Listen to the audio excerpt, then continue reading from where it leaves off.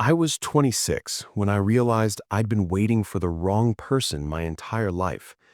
It happened in a kitchen that wasn't mine, at a birthday party I almost didn't attend, with a woman I was never supposed to notice. Her name was Diana, and she was my best friend's aunt. My name is Marcus Webb. I've lived in Portland for 8 years, working as a graphic designer for a mid-sized marketing agency. I'm the kind of person people describe as dependable, steady, the friend who shows up when he says he will, the guy who remembers birthdays and always offers to drive. I'd been single for 2 years, not by choice exactly, but not by accident either. I dated, had a few relationships that fizzled out because neither of us cared enough to fight for them. My last girlfriend told me I was emotionally unavailable. I told her she was probably right. Truth is, I'd stopped believing in the kind of love that changes you, the kind that makes you feel alive instead of just existing. Until that Saturday in June. My best friend Tyler was turning 30, big milestone.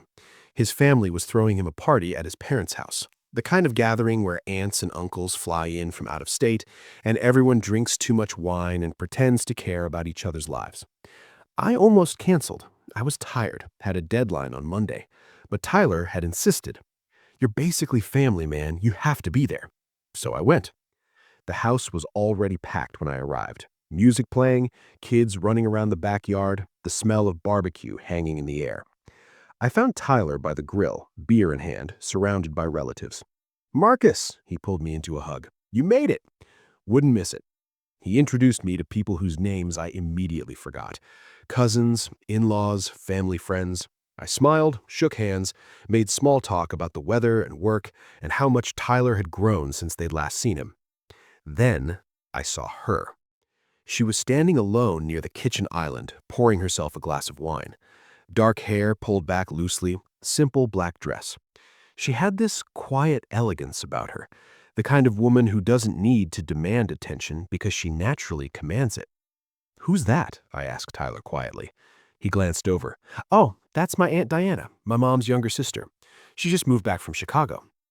Back? She lived here years ago, before I was born, I think. She's been in Chicago for like 20 years, got divorced recently, decided to come home.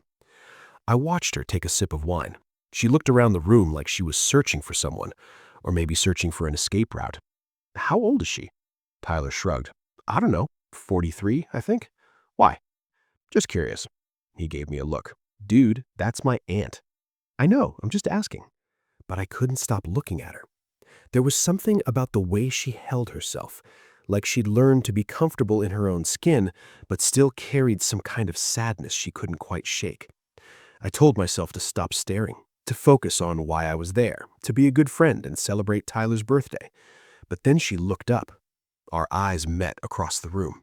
It lasted maybe 3 seconds, but in those 3 seconds, something shifted.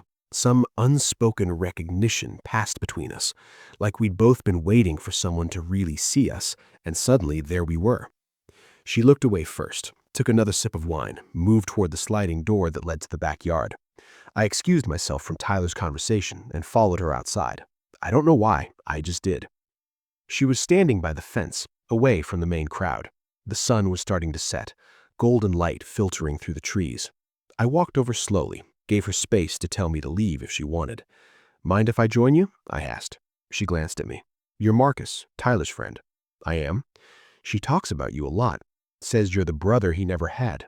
I smiled. He's dramatic. Family trait? She took another sip of wine. I needed some air. These things are exhausting. I get that. We stood in silence for a moment. It wasn't uncomfortable, just two people existing in the same space without needing to fill it with noise. How long were you in Chicago? 22 years, married for 18 of them. I'm sorry about the divorce. She shrugged. Don't be. Best decision I ever made. Still, can't be easy. Nothing worth doing is easy. She looked at me properly then, really looked at me. You're younger than I expected. How old did you expect? I don't know. Tyler made you sound more settled, like you had everything figured out. I laughed. I definitely don't have everything figured out. Good.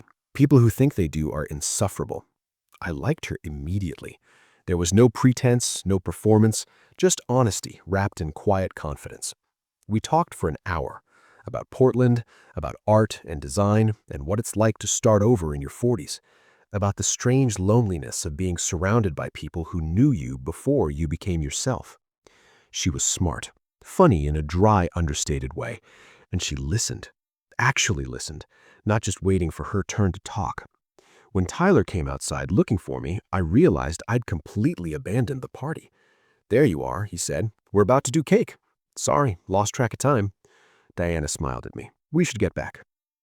I followed them inside, watched everyone sing happy birthday, ate cake I didn't taste, but the whole time I was thinking about her, about the way she'd looked at me in the kitchen, about the way she'd asked permission, about kissing her, feeling like coming home to a place I'd never been. The party wound down around 10. People started leaving. I helped clean up because that's what I always did. Diana was in the kitchen washing dishes. I grabbed a towel and started drying. "You don't have to do that," she said. "I know." We worked in silence, comfortable, easy. When the last dish was done, she turned to me. "Can I ask you something?" "Sure." She hesitated, like she was deciding whether to say what she was really thinking. "Do you believe in timing?" The question caught me off guard. "What do you mean?" "Like, do you think there's a right time for things to happen, or do we just tell ourselves that to make sense of missed opportunities?" I thought about it. I think sometimes the timing is wrong, but sometimes we use timing as an excuse because we're scared. She nodded slowly. "Yeah, that sounds right." Then she did something I didn't expect.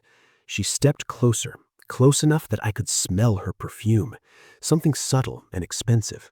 Her eyes locked with mine. "Marcus," she said quietly. "Yeah? Can I kiss you?" My heart stopped, actually stopped. I looked at her, at the way she was watching me, vulnerable but not weak, asking permission but also challenging me to be honest. "Tyler is my best friend," I said carefully. "I know. You're his aunt. I know that too. This is complicated." "It is." We stood there, the kitchen empty except for us, the sound of voices from the living room distant and muffled. I should have said no, should have stepped back, should have remembered all the reasons this was a terrible idea, but I didn't. "Yes," I whispered. She kissed me. It was soft at first, tentative, like she was giving me a chance to change my mind. But then something opened up between us, something that'd been building all night without neither of us acknowledging it. Her hands were in my hair, my hands on her waist, and for the first time in years, I felt awake. When we finally pulled apart, we were both breathing hard. "We can't do this," I said. "I know. Tyler would kill me." "Probably. Your family would." "I don't care about my family's opinion," she said firmly. "I've spent too much of my life caring what other people think." I wanted to kiss her again, wanted to forget everything else and just be in this moment. But footsteps were coming down the hall. We stepped apart just as Tyler walked in. "Hey, you guys almost done? Mom wants to lock up." "Yeah," Diana said smoothly. "Just finished." I couldn't look at Tyler, couldn't meet his eyes without feeling like he'd see everything written on my face. I left shortly after, drove home in a daze. My phone buzzed as I was unlocking my apartment door. Unknown number. "It's Diana. Tyler gave me your number a while back in case of emergencies. I hope that's okay." My hands were shaking as I typed back. "It's okay?" 3 dots appeared, disappeared, appeared again. "I haven't stopped thinking about you." "Me neither." "This is a bad idea." "I know. But I want to see you again." I sat on my couch, stared at the message, thought about all the ways this could go wrong. Then I thought about the way she'd looked at me in that kitchen, the way she'd asked permission, the way kissing her felt like coming home to a place I'd never been. "Tomorrow?" I typed. "Tomorrow." We met at a coffee shop on the other side of town, somewhere we were unlikely to run into anyone who knew us. She was already there when I arrived, sitting by the window, 2 cups on the table. "You ordered for me," she said. "Black coffee. Tyler mentioned you drink it plain." I sat down. "We need to talk about this." "I know. I mean really talk about what this is, what it could be, what happens if people find out." She wrapped her hands around her cup. "I've been thinking about that all night. And? And I don't have answers. I just know that I haven't felt this way in a long time. maybe ever. Diana, I'm not asking you to figure everything out right now, she said. I'm just asking you to be honest. Do you feel this too? I looked at her, at the vulnerability in her eyes, at the way she was trying so hard to be brave. Yeah, I said quietly. Okay, so what do we do? I don't know. We sat there for a long time, talking, trying to make sense of something that defied logic. She told me about her marriage, how she'd spent 20 years with someone who loved her but didn't see her, how she felt invisible in her own life. I told her about my relationships, about always feeling like I was going through the motions, about wondering if I was broken somehow. You're not broken, she said. You're just waiting for something real. Is that what this is? I think it could be. We started seeing each other in secret, coffee dates that turned into dinners, stolen moments in her apartment where the world outside didn't exist.